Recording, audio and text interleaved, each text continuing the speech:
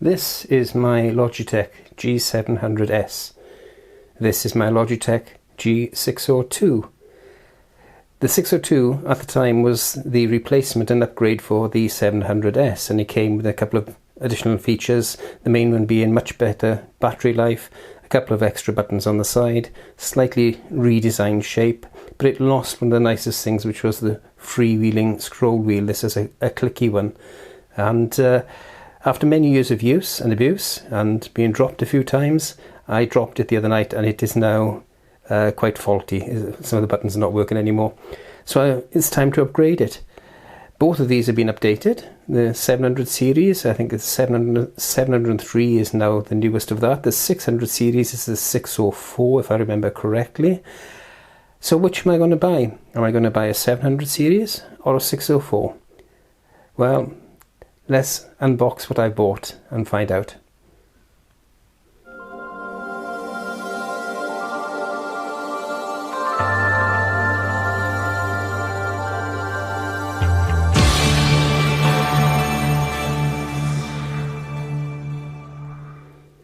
Hi and welcome back again to Tech It Out. As you've probably guessed by now, I'm a bit of a Logitech fanboy, and I really do like them. I think they're the best all-round mice for both productivity and gaming.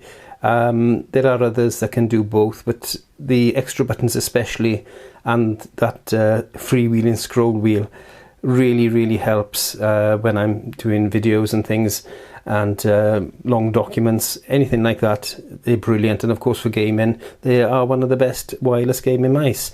So we saw the 700S and the 602. Let's see what's in the box. This came today, so I'm opening it with you for the first time.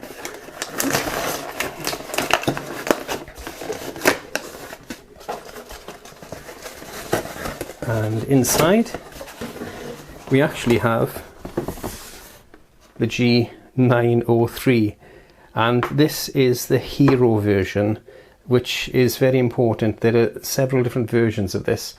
This is the Hero version, and I'll give you all the specifications later so that you know why this is the best of the versions. So why did I buy the 903 over the 604? Well, it was £10 cheaper on sale on Amazon for a start. And the only real difference between this and the 604, apart from the actual design and shape of the mouse itself, is it has 2 less buttons, and I can live with that. I didn't use all the buttons. I think 2 of the buttons on the old one were just used for the DPI changing, and all these buttons I believe are programmable. So let's open this up and see what's in the box. Try not to damage the box. I don't like damaging boxes when I'm opening these things, but it's very difficult not to when you've got the plastic so tightly up against the box itself, but I managed to do that. There we go. So that's the wrapping off. Check that away. And the big reveal. Up she comes. And there's the mouse itself. Now if I just grab the 602 again, we can see the difference in it. This is actually a left or right-handed mouse. You can use it on either side, and you can change the buttons to suit. It hasn't got the little lip that this has, as you can see, but it has got the shape still, and it's about the same length, about the same width, and I think it's about the same height as well. This 602 may be a little bit higher, so you may claw your hand a bit more on this. So what else is in the box then? Well, we got the mouse itself. We put that to the side a moment. We'll take off this piece of, it's plastic actually. Come on Logitech, eco-friendly now. This should be cardboard or stiff paper, and preferably reused and reconstituted. So minus point for that Logitech. Inside we got Logitech gaming sticker. We have the colours collection, whatever that is. Okay, so you can colour your equipment how you want. keyboards, headsets, mice and so on. I think this is RGB as well, I can't remember. I think it's RGB. We'll find out when we actually switch it on, I suppose. Little booklet there, fast start guide, the usual legal bits, and then inside we have micro USB to USB-A charger lead, so I'll put that there a moment, and then a little box, and inside the box, more plastic, Logitech, come on. You have a weight, which is a 10 gram weight, if I remember rightly. You've got the 2 extra buttons that I mentioned, and a new cover button for the other side, and then you've got the USB dongle and adapter. So there's the Lightspeed dongle, USB-A. You can plug that straight in to your PC or put it on an extension lead and have it closer to the mouse. If it don't usually have problems, I've never had problems. The dongle's always been plugged into my PC in the back, and it's always picked up the signal, and I've never had any problems at all. 2.4 gigahertz I think this is. I'm waiting to see when the first company brings out the 5.8 gigahertz versions, which have even lower latency. These are super low latency though, the Lightspeed dongles and system. So what do we know about this mouse then? Well, let's have a little look at all the specs, and I'll tell you about the details for those of you who like to know. Okay, now the first thing, the most important thing, this is the Hero 25. So it's part number 910005673. So 910-005-673, and that's important because there are at least 3 different versions. I think there's a 12, a 16, and this is the 25. It can be connected to the PC, and it can be controlled by the Logitech hub, the G hub that is, which is a downloadable piece of software. Now I've got the gaming software already on for the 602 on the system, so I'm wondering if that works with it as well. I'll find out later. Works with Chrome OS, Mac, Windows. It has got RGB lighting. The battery life on it is up to 140 hours with the lighting on, 180 hours with it off, so it really outperforms the 602. It's got a microprocessor in it, of course, which is a 32-bit ARM processor, so it's quite a powerful processor. Uses Lightspeed wireless technology on that 2.4 gigahertz band. The report rate is 1000 hertz. The USB report rate is 1000 hertz. USB data format is 16-bit on the axes. The max speed 14 IPS cubed. Well, okay, for those nerds out there, in the comments tell us what all that means. Max acceleration 40G squared, resolution of 100 to 25,600 dpi, which is why I said the Hero 25K is the one you want to get, and it is on sale at the moment on Amazon, so it's perfect time to get it. It's £10 less than the 604 at the moment, and it comes, of course, as well with wireless charging.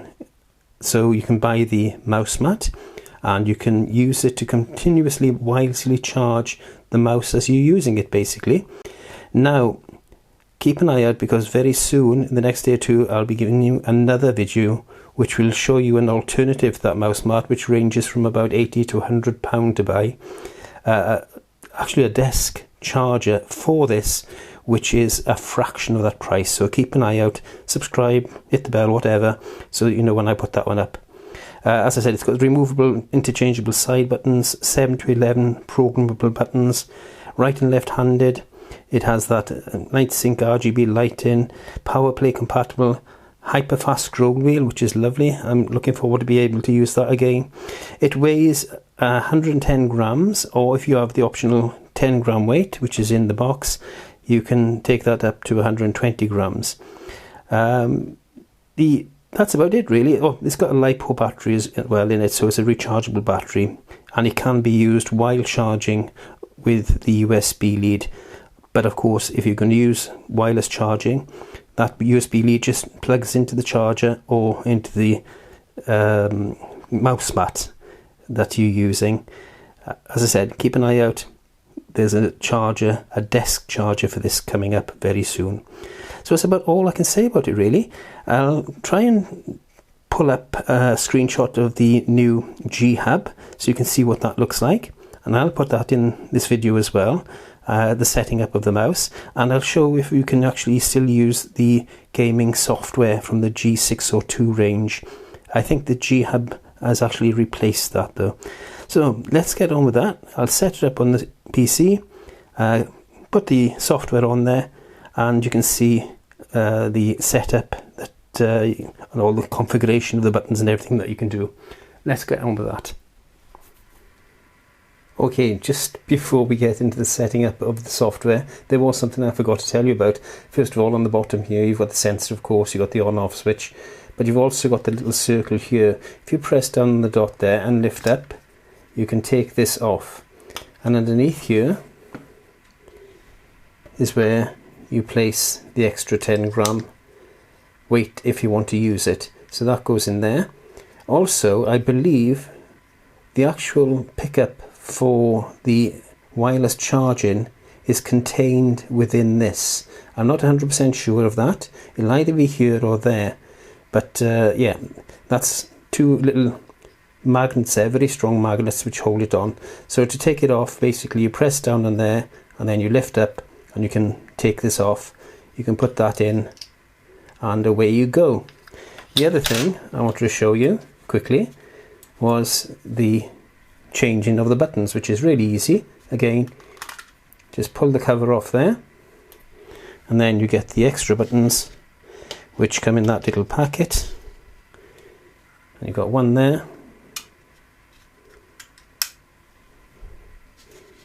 and one there, and they really fit. It really is that easy to change the buttons on. So now you've got 4 buttons, 5, 6, plus the scroll wheel, and yeah, so it's 1, 2, 3, 4, 5, 6, 7, 8, 9, and I think it does 10, 11 is the side to side. So there we go, extra weight and extra buttons. Really easy, really easy to fit and do. Let's get back to what we were looking at then with this software. Once you've installed the Lightspeed dongle, or in my case replace the universal Logitech dongle with the Lightspeed one, you can download the G Hub software straight from Logitech, and this is the actual software installed. As you can see, it immediately picks up the item that you're using, whether it be a mouse, a keyboard, a headset, anything that's compatible with G Hub. If you click then, first of all, of course, it tells you what your battery level is, and it gives you your profile there. It's a default profile, which is the one that you start with. You can change that per game, or you can customize it as you like. You've got various options down here. See the newest lighting effects. Well, on the 903, there's only 2 bits of lighting. It's not like a full RGB all-around lighting, so I haven't bothered with that. I've just set it to what I prefer. Gaming profiles you can set for the games for the mouse, and the website itself, of course, where you can buy extra things. In the settings, you have various options here. Always start on login. Well, of course, you really need that. Turn off lighting after an activity for a certain amount of time, which is good because it conserves the battery. Allow games and applications control illumination. That comes with the settings again, with the customization. Share my usage data, but I don't do that. Send error, yes, I do that because it helps improve the actual app itself. And then the persistent profile, you can see desktop is there. I do have Armor 3 as well. And then down here you got your language support hub and error reporting. Desktop notifications are enabled. Tutorials, so you can learn how to use it properly, unlike me who just jumps in. And then you can import profiles, as I have done with the Armor 3 from my G602 the profiles from that have now been imported to this just by clicking on import all profiles. Check for updates, enable automatic updates, and send feedback there.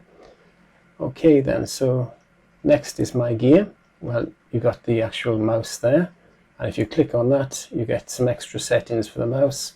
It tells you the system at the moment, DPI lighting always on, device startup effect enabled, battery, breathing red, so you know if it changes from the color I've set it to, which is green, to red, then your battery's low.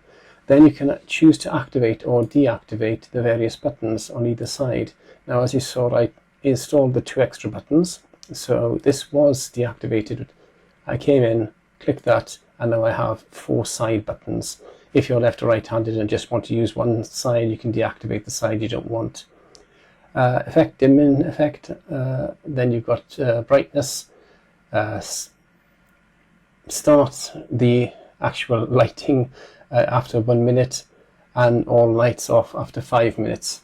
Then you've got memory slots which you can activate to put your own profiles in. It gives you up here then the firmware version. So all really straightforward, nothing too complicated. ARX control is for app. I haven't installed the app yet.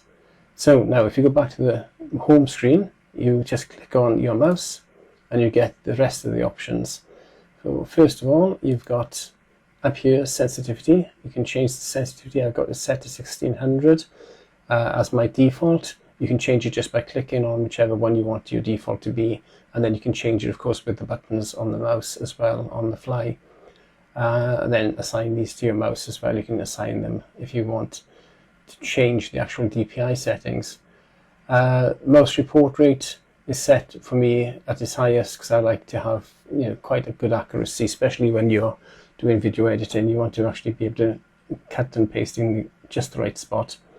And then again, DPI settings, you can add and remove your various DPI extra settings. Next then you've got assignments, so you can assign to the buttons here the various options for what the mouse clicks do. So you've got the usual primary, secondary, middle click, which you can make a double click, or screen scroll, which is what I've got it set to. So when you move the mouse up and down, I'm going to reset that to something else at the moment. I'm going to leave it as it is, but I'll use it for probably a double click or something instead. You've got your DPI up and down, forward and back buttons for when you're web browsing and so on. And then scroll right and left with the mouse wheel. You can push it either way to scroll left or right. DPI up, I've already gone through.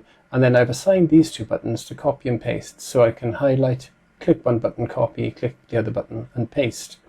Then you can change it from the default setting to the G shift setting. And it gives you the various different options that you can use there as well.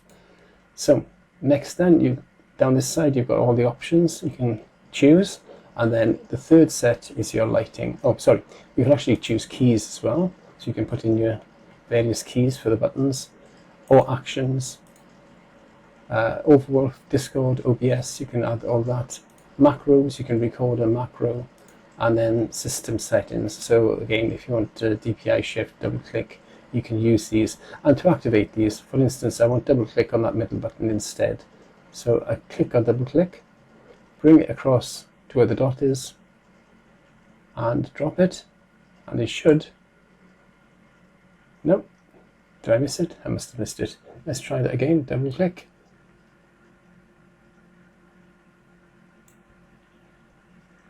No, I'm missing it. Or do I have to go into G shift first? Let's double check that, because I have done it already. Was I in G shift? Ah, there we go. Double click up. So let's try that again. We'll use default to go back to middle click, and then we'll go to double click, and there we go. You can do it whether the default or G shift is on or off. So that's how you assign the buttons, just by simply dragging them across. It is a little awkward because you can't see the mouse when you've got the actual, it gives you that little circle there, and you can't see where the mouse is, so you've got to just try and find it. We could change that, I think, so that you could see the mouse and actually see where you're going. Okay, so that's that. Then lighting effects. very simple primary lighting, which is the G logo. Sorry, no, it's this one here. It's the battery lighting, and the G logo is the logo lighting. And you can set them to breathing, cycled, fixed, and so on, just as you would with the keyboard. You can choose a color. I chose blue.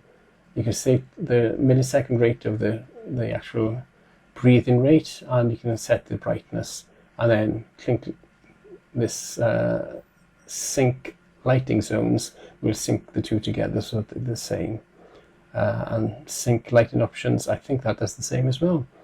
As you can see, I got 92% of battery left, 137 hours with full lighting on, which is incredible. So yeah, that's the software anyway for setting it up. It's all set up now, and I must say, first of all, I'm so happy to have the fast scroll back. It's so nice to use the fast scroll again. I've really missed it. It's good to have the click control if you're doing something that you want accurate control of, but for just general browsing, that fast scroll wheel is brilliant. So there you go, that's the software. And it's all set up now, and the next video I'm going to show you something very special.